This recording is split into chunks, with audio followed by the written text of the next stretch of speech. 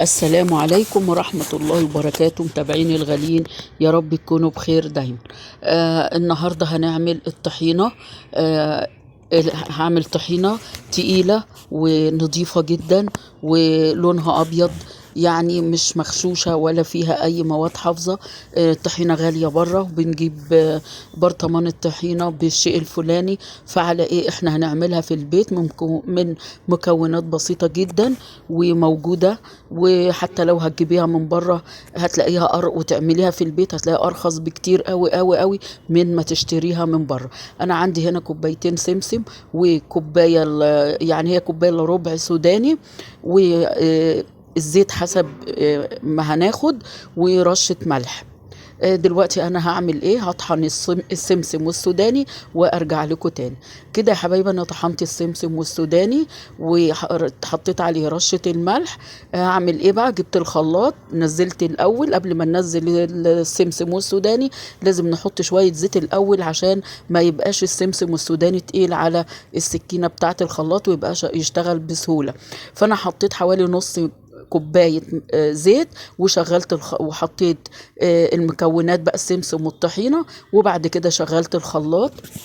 زي ما انتوا شايفين انا جايبه لكم الخلاط بقى، غطيته.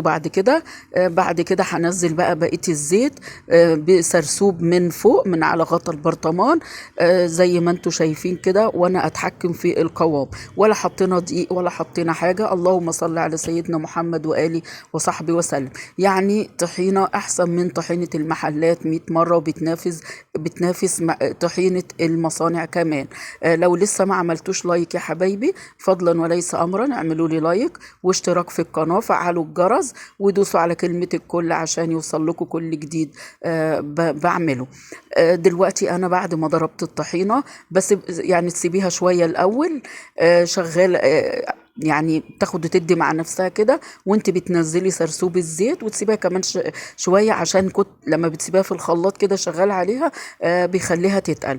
انا دلوقتي جيت فضيتها في السلطانيه ديت. عامله لي كميه حلوه، شايفين، وتقيله من غير دقيق ولا حاجه. شايفين عامله ازاي؟ قوامها جميل جدا، و مقاديرها بسيطة وسهلة. وهوريكم دلوقتي عملت لي قد ايه. دلوقتي انا عبيت، كنت بقى ابتديت اعبي في البرطمانين دولت.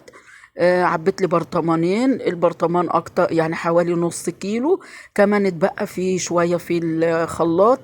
فانا كنت بقى هدور على حاجة كمان احطهم فيها. هوريكم طلعت لي قد ايه. ما تنسوش اللايك يا حبايبي، وما تنسوش الشير، وفعلوا الجرس. واديكوا شفتوا انا عملت قد ايه. طلعت لي اكتر من كيلو طحينه. البرطمان دوت حوالي دي نص كيلو، نص كيلو تاني. والكوبايه اهي اكتر من يعني حوالي اكتر من ربع كيلو برضو. وخام، طحينه خام ومن غير دقيق ولا حاجه، ونضيفه جدا. واعملوها وجربوا على طريقتي وبنفس المقادير ديت. انا ما بقطعهاش من عندي وما بشتريهاش خالص من بره، بعملها على طول، ولا مواد حافظه ولا حاجه. جربوها وقولوا لي ايه رايكم. مع السلامه.